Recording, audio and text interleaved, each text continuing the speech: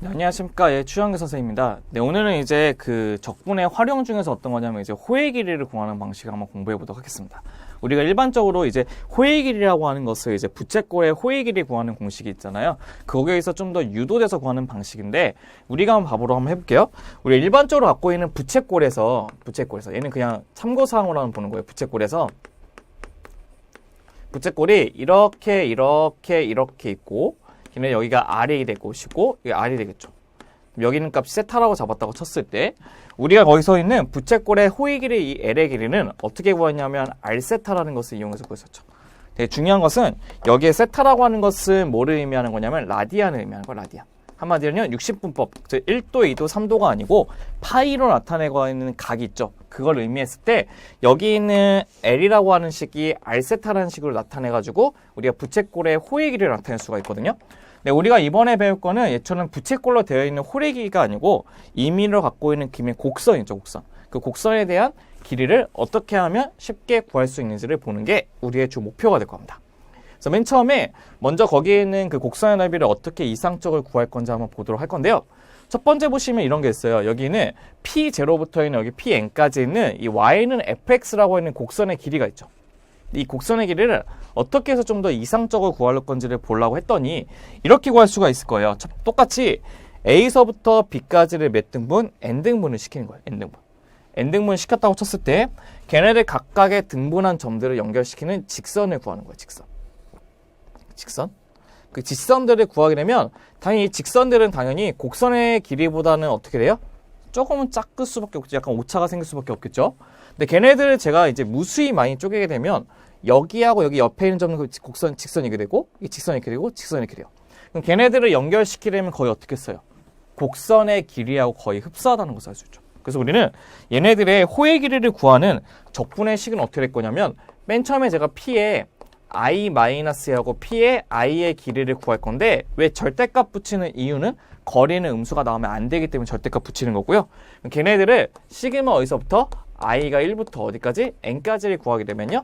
여기에 있는 0부터 N까지에 있는 여기 있는 직선의 길이를 다 구한다는 것을 의미하는 거죠. 근데 걔네들의 오차를 얻게 된다면 어떻게 하면 돼요? 리미트 n의 값을 무수히 보내서 무수히 쪼개내면 이 길이를 거기 있는 호의 길이는 ln이라고 나타낼 수 있다는 것을 확인할 수 있을 겁니다. 그러니까 l이라고만 쓸까요? n이라고 쪼갠 것 같으니까. 그러니까 얘네들의 그 호의 길이의 기본적인 이제 정적분의 정의를 나타내게 된다면요. 이런 식으로 어떻게? 리미트 n이 무한대로 간다고 쳤을 때 시그마 i가 1부터 n까지 가는 상태에서 절대값의 pi-에서 pi 값을 절대값을 더하게 되면 걔네들의 호의 길이가 구해진다는 것을 확인할 수가 있을 것 같아요. 그럼 걔네들의 이제 우리가 정적분을 어떻게 계산할지를 한번 봐볼 건데요. 여기서 공식을 유도한 다음에 우리가 원하는 식을 한번 확인해 보도록 한번 해볼 겁니다. 어떻게 하냐면 이거 볼게요. 여기서 한번 이 식을 가지고 이제 유도를 한번 해볼 건데요. 얘를 좀 여기 밑에다 쓰고요. 여기다 좀 써볼게요. 좀 유도 과정이 좀 길기 때문에 어떤 거냐면 우리가 얘네들 식은 리미트에 n이 무한대로 가고 시그마에 i가 1부터 n까지 간 상태에서 절대값을 p의 i-이 p의 i 값에 대해서 구하게 되면 그 값이 l이라는 것을 확인할 수 있죠. 얘들이 그 길이한 식을 가지고 길이를 어떤 걸로 정적분의 정의를 구하는 식이 될 것인데 얘네들을 구하는 공식을 한번 유도해 보도록 한번 해보죠. 일명 증명 과정인데요. 보도록 하죠. 맨 처음에 이걸 한번 봐볼게요. 어떻게 하냐면 우리가 델타 xi하고 델타 yi를 이렇게 한번 지정해 보도록 할게요.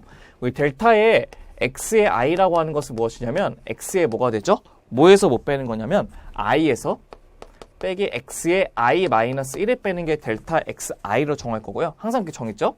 똑같이 델타 yi라고 하는 것은 뭐가 되냐면 y의 i 빼기 y의 i 빼기 1로 정할 수 있다는 것을 확인할 수 있을 것 같아요. 그럼 봐볼게요.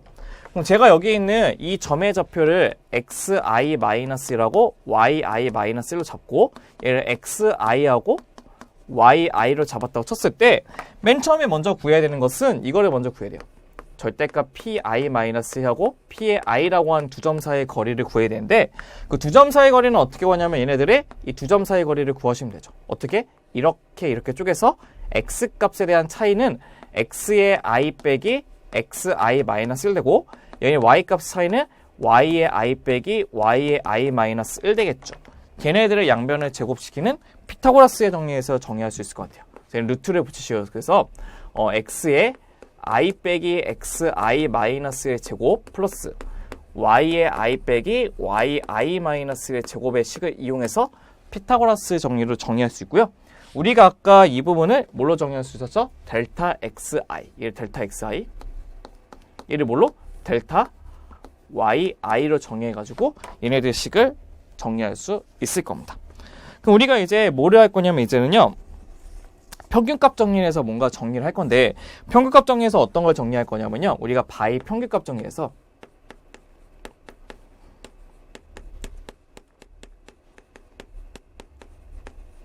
바이 평균값 정리해서 어떤 것을 정리할 거냐면요. 이런 걸 정리할 수 있어요. f의 x의 i 빼기 f의 x의 i 마이너스 1이라고 하는 것은 f의 프라임에 xi의 스타라는 것이 존재한 다음에 xi 빼기 xi 마이너스 1 된다는 것도 확인할 수 있어요.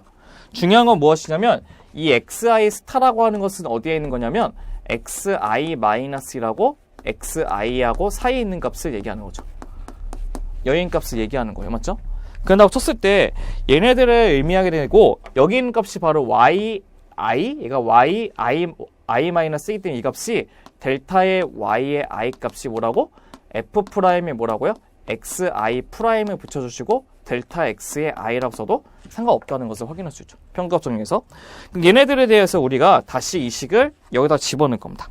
여기 이 식을 집어넣게 되면 우리가 절대값의 p에 i-의 p의 i라고 하는 것은 어떤 걸 의미하냐면 루트에 델타의 x의 i의 전체 제곱이 붙으실 거고 여기 있는 식을 이제 전체 제곱하게 되면 이렇게 돼요. 어떻게 되냐면 f의 프라임의 xi 스타에 대한 델타 xi에 대한 뭐고 제곱의 식으로 정리할 수 있다는 것을 알 수 있죠. 그럼 여기는 델타 xi는 어차피 거리기 때문에 양수이기 때문에 앞으로 빠져나갈 수 있거든요. 그래서 얘는 어떻게 쓸 수 있냐면 이렇게 쓸 수 있습니다.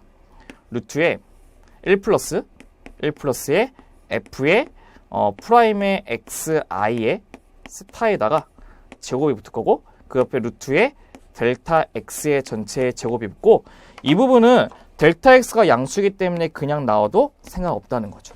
여기 괜찮나요? 딴 거 아니고요. 그러니까 여기 있는 식 그대로 집어넣고 걔를 델타 x를 밖으로 빼줬다는 거예요. 그 다음에 우리가 원하는 식이 어떤 거? 리미트만 붙이면 되는 거죠. 리미트 n이 무한대 만나 쳤을 때. 시그마를 먼저 볼게요. 시그마. 그러니까 맨 처음에 시그마에 i가 1부터 n까지. 그래서 시그마에 뭐죠?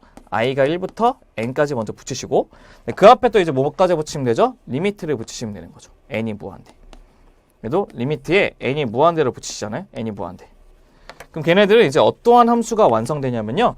얘네들 자체가 전체의 함수예요. 얘가 fx고 맞죠? 그래서 얘네들은 어떤 식이 완성되냐면 인테그랄에 a서부터 b까지 하는 식이 나올 거고 루트에 어떻게 되냐면 1 플러스 얘는 바뀌지 않은 상수값이 1 플러스고 얘네들이 바로 우리가 원하는 표본의 합이죠.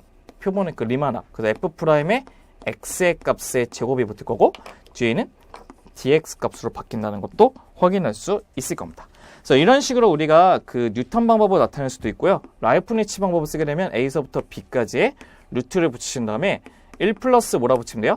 dx분의 dy의 전체 제곱에다가 dx까지 붙이면 된다는 것이 우리의 곡선의 호의 길이를 구하는 방식이 될 겁니다. 그래서 어떻게 하냐면 우리가 걔네들의 호의 길이를 구하고자 한다면요. 그 갖고 있는 식 있죠.